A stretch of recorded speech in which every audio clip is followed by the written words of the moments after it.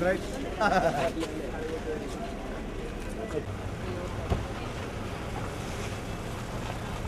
Programme information ఇప్పుడు నాకు DSP గారు వస్తే నేను డిఎస్పీ గారు చెప్తాను.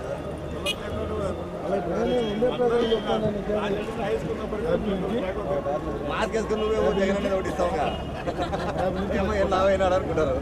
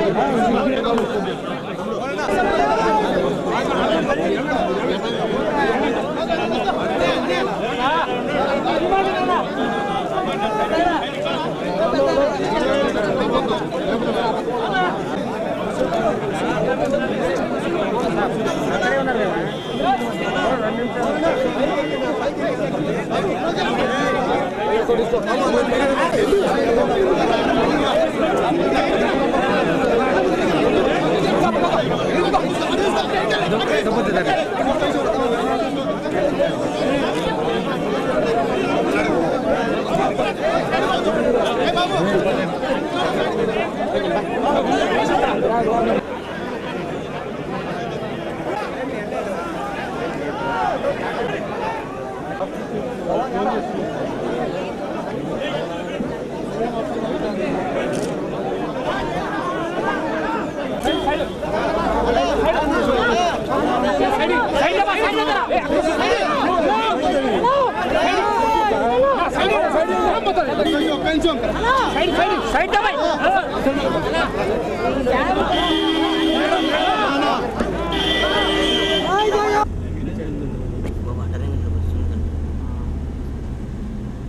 రెండు నుంచి తీసు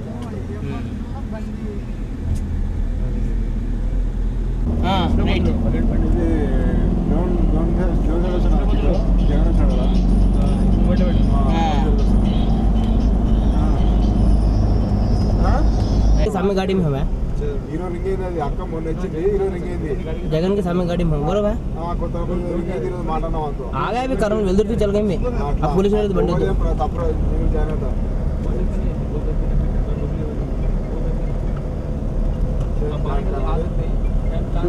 ఇక్కడ తీసుకున్నారని చెప్తున్నారు టీ కూడా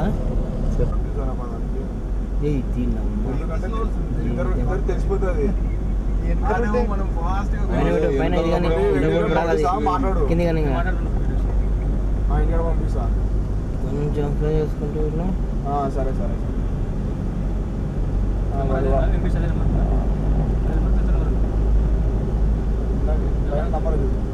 ఒక నిమిషం ఆఫ్ చేయాలి ఆఫ్ చేయాలి ఆల్రెడీ ఏమి అర్థం చేస్తామంటే ఫస్ట్ రోజు తిన్నామండి వెహికల్స్ వస్తే ఇట్లా తీసుకొచ్చుకోవచ్చు నేను చేసిన लाइन सारे थे यो आधे हम लाइन सारे लगा होना तो डिजिटल कैमरा क्या कैमरा रख 10 నిమిషాలు అంతే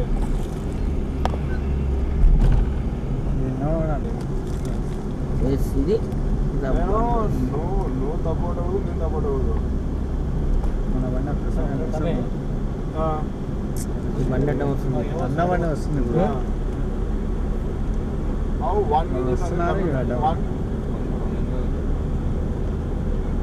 వెనకాల పట్టుకొని ఉండాలి అలా స్లో చేసుకోవాలన్నా వెనకాల పెట్టేద్దాం బండ్లు తగ్గుతున్నాయి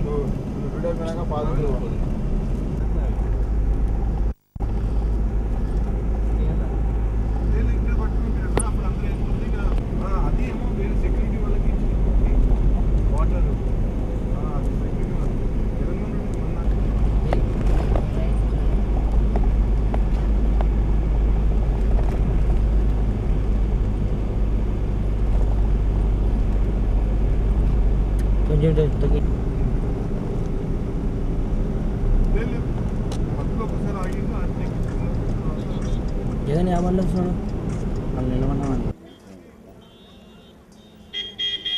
చూడు కొద్దిగా అట్లా కట్ట మన రోడ్ ఏమో పోయి ఎంట్రన్స్ లో అయింది స్వాగతం ఇక్కడ వస్తాడు ఇట్లా ఇట్లా ఇట్లా వచ్చేది ఈడే ఈడే ఈడే ఏదైనా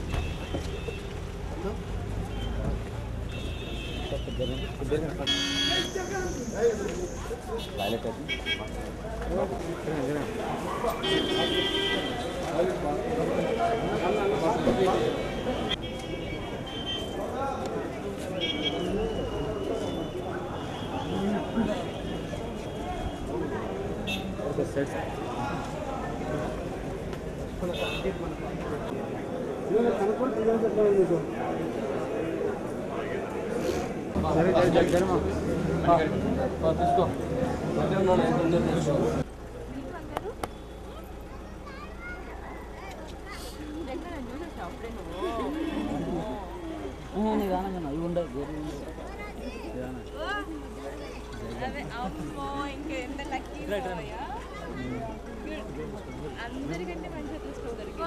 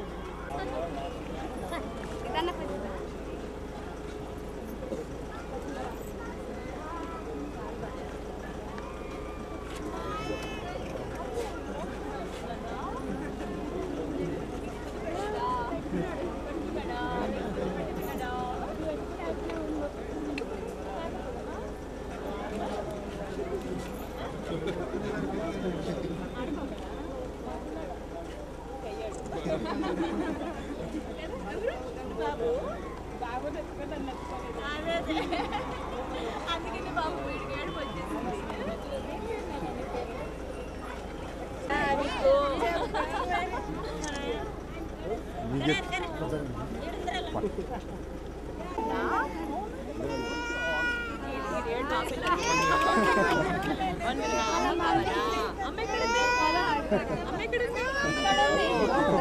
అది అమ్మ అమ్మ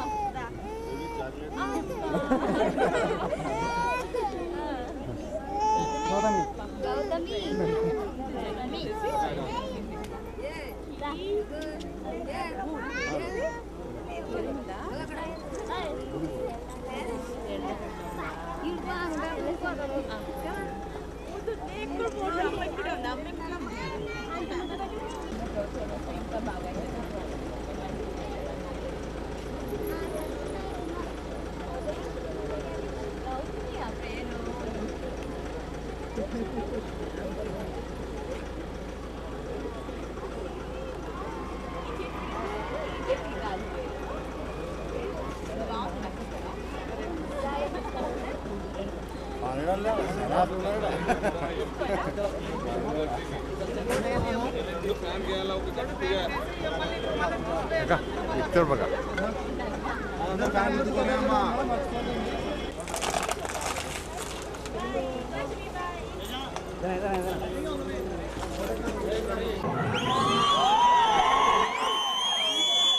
అటువంటి మహానేత ఇంతవరకు మనము చూడలేదు అంటే అతిశయోక్తి కాదు. ఆయన పేదవాడుగా ఉండకూడదు అని ఎన్నో ప్రజా సంక్షేమ కార్యక్రమాలను, ప్రజా సంక్షేమ పథకాలను అమలు పరిచాడు. అతని వారసుడైన జగన్మోహన్ రెడ్డి గారు ఆయన్ని ఆదర్శంగా తీసుకొని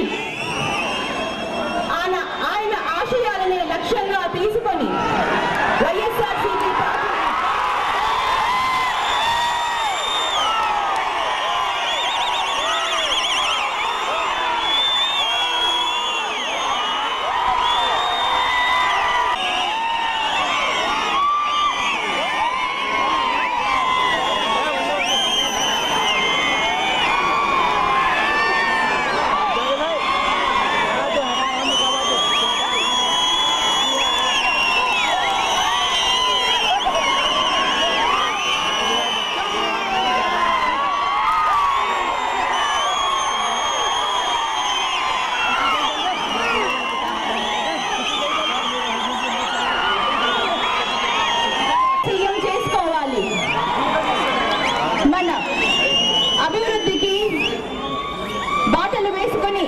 బంగారు భవిష్యత్తుని ఏర్పరచుకోవాలి అంటే తాను గుర్తుకు ఓటు వేసి జగనన్న సీఎం చేసుకోవాలి.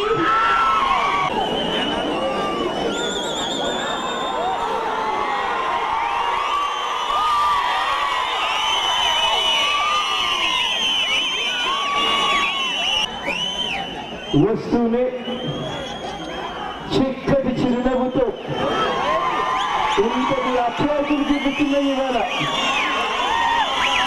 ఇంతటి ఆత్మీయతలను పంచిపెడుతున్న ఇవాళ, ఇంతటి ప్రేమానురాగాలు చూపిస్తున్న ఇవాళ మీ అందరి ఆప్యాయతలకు, మీ అందరి ఆత్మీయతలకు, మీ అందరి ప్రేమాభిమానాలకు, ప్రతి అక్కకు, ప్రతి చెల్లెమ్మకు,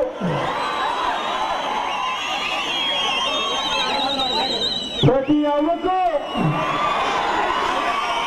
ప్రతి తాతకు,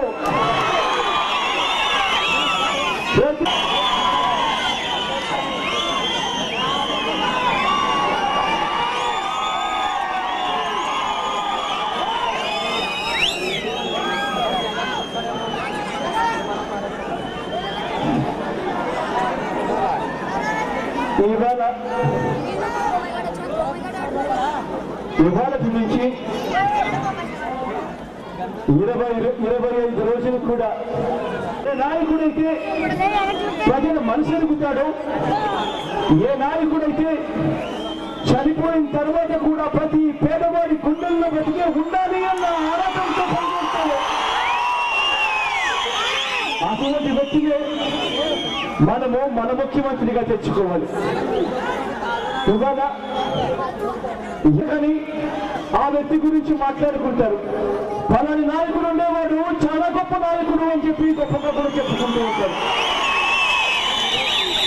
ఇవాళ ఎందుకు ఈ ప్రస్తావన చేస్తున్నాను అని అంటే దానికి కారణం, ఇవాళకి ఆ దివంగత నేత మన మధ్య నుంచి వెళ్ళిపోయి దాదాపుగా 5 సంవత్సరాలు కావస్తా ఉంది. ఇవాళకి కూడా ఎవరైనా ఇక్కడికి వచ్చి ఇంతటి ఆప్యాయతలు ఆత్మీయతల మధ్యలో నిలిచి ఎవరైనా ఒక్క మాట అడిగితే ఆ దివంగత నేత ప్రీతమ నాయకుడు రాజశేఖర రెడ్డి గారు ఎక్కడ ఉన్నారు అని, ఆ దివంగత నేత మన మధ్యలో లేకపోయినా కూడా ఆ దివంగత నేత ఎక్కడ ఉన్నాడు అన్న ప్రస్తావన వస్తే మాత్రం నేరుగా చెయ్యి గుండె వైపుకు పోతుంది. పోయి అన్న ఈ సంవత్సరం ఇంజనీరింగ్ ఫీజు 30,000 రూపాయలు కట్టడం కోసం అని చెప్పి మా నాన్న మాకున్న అరెకర పొలాన్ని అమ్మేశాడన్నా అని చెప్పి చెప్తున్న సమాధానం ఇవాళకి కూడా నా కళ్ళ ముందరే కనిపిస్తా ఉన్నాయి. అడిగేవాడు, అమ్మ ఒక సంవత్సరానికి ఫీజు 30,000 రూపాయలు కట్టడానికి అరెకర పొలం అమ్మవలసి వస్తా ఉంది తల్లి. మరి రేపు సంవత్సరం మరో 30,000 కట్టాలి, ఆ తర్వాత సంవత్సరం మరో 30,000 రూపాయలు కట్టాలి, ఆ తర్వాత సంవత్సరంలో తీసుకొని పోవాలి అని ఆ పేదవాడి కుటుంబం భయపడేది. కారణం, ఆ గుండెపోటు వచ్చిన యాక్సిడెంట్ అయిన పేదవాడిని తీసుకొని పోయి హాస్పిటల్లో చేర్పిస్తే ఆ డాక్టర్ 2 లక్షల రూపాయలు 3 లక్షల రూపాయలు ఖర్చు అవుతుంది అని చెప్పేవాడు. ఆ 2 లక్షల రూపాయలు 3 లక్షల రూపాయలు ఖర్చు అవుతుంది అని డాక్టర్ చెప్తున్నప్పుడు ఆ కుటుంబ సభ్యులు ఆ 2 లక్షల రూపాయలు 3 లక్షల రూపాయలు తేవడం కోసం పరిగెత్తేవాడు. 2 రూపాయల వడ్డీకి, 3 రూపాయల వడ్డీకి, 4 రూపాయల వడ్డీకి, 5 రూపాయల వడ్డీకి అయినా సరే తీసుకొచ్చి ఆ పేదవాడి ప్రాణాన్ని కాపాడుకునే ఆరాటం ఆ కుటుంబ సభ్యులు చూపించేవాడు. అలా కుటుంబ సభ్యులు ఆ పేదవాడిని ఆ 2 లక్షల రూపాయలు 3 లక్షల రూపాయలు 3 రూపాయల వడ్డీకి 4 అలా మాకు కూడా ఇల్లులు కట్టించండి అని చెప్పి ఆ పేదవాడు అడుగుతూ ఉన్నప్పుడు ఆ పేదవాడి కోసం ఆర్డీఓలకు ఫోన్ చేసేవాడు. ఆర్డీఓలకు ఫోన్ చేస్తే ఆర్డీఓ అనేవాడు, సార్ మా మొత్తానికి మా నియోజకవర్గానికి ఈ నియోజకవర్గానికి అంతా కలిపి మాకు 500 ఇల్లు శాంక్షన్ అవుతాయి సార్. ఇవాళ ఈ 1,00,000 రూపాయల రుణాలు ఇవాళ రైతున్నారు కూడా. ఇదే చంద్రబాబు నాయుడు గారు 1,27,000 కోట్ల రైతన్నల రుణాలు మాఫీ చేస్తానంటాడు. ఇదే చంద్రబాబు నాయుడు గారు డాక్రా అక్కచెల్లెమ్మలకు సంబంధించి మరో 20,000 కోట్ల రూపాయల రుణాలు మాఫీ చేస్తానంటాడు. మొత్తంగా 1,50,000 కోట్ల రూపాయల రుణాలు మాఫీ చేస్తానంటాడు. తీరా మన బడ్జెట్ ఎంతో చూస్తే మన బడ్జెట్ లో మనకు వస్తున్న ఆదాయం కేవలం 1,25,000 కోట్ల రూపాయలు ఉంటే ఈ పెద్ద మనిషి ఏమో 1,50,000 కోట్ల రూపాయల రుణాలు మాఫీ చేస్తానని చెప్పి నిశ్చిత్తుగా పద్దన అర్థమవుతున్నాడు. అడగదలుచుకున్నా ఇదే చంద్రబాబు నాయుడు గారిని మామూలుగా అయితే ఆ దివంగత నేత నాయకుడు రాజశేఖర రెడ్డి గారి దగ్గర నుంచి ఏమైనా వచ్చిందంటే అది విశ్వసనీయతను కూడా చెప్పగలుగుతా. ఒక మాట వస్తే ఆ మాట కోసం ఎంతకైనా పోగలించాలని చెప్పి కారణంగా కూడా చెప్పగలుగుతా. ఇవాళ నేను ఒక్కటి చెప్తున్నా, చంద్రబాబు నాయుడు గారి మాట నేను అబద్ధాలను చంద్రబాబు నేను మరో 30 సంవత్సరాలు రాజకీయాలు చేయాలి, 30 సంవత్సరాలు విశ్వసనీయతతో కూడా రాజకీయాలు చేయాలి కాబట్టి నేను అబద్ధాలను ఒకరైతే నేను చెప్తున్నా. ఆ రోజు ముఖ్యమంత్రిగా ప్రమాణ స్వీకారం చేసే రోజున నేను మొట్టమొదటి 5 సంతకాలు పెడతా. ముఖ్యమంత్రిగా ప్రమాణ స్వీకారం చేసే రోజునే అదే స్టేజ్ మీద అదే గదిలో 5 సంతకాలు పెడతా. పెట్టిన తర్వాత నేను చెప్పగలుగుతా ఆ 5 సంతకాలతో ఈ రాష్ట్ర దశాంశం కూడా ఆ 5 సంతకాల్లో మొట్టమొదటి సంతకం ఆ రోజు పెట్టబోయేది ఆ అక్క చెల్లెమ్మల కోసం. మొట్టమొదటి సంతకం ఇక్కడికి రాకముందు కూడా చాలా మంది అక్క చెల్లెమ్మలతో దిగి మాట్లాడుతూ వచ్చారు. చాలా మంది ఇదే జిల్లాకు సంబంధించిన అక్క చెల్లెమ్మలు గుంటూరులో అక్కడ ఇక్కడ కూడా వలసలు పోయి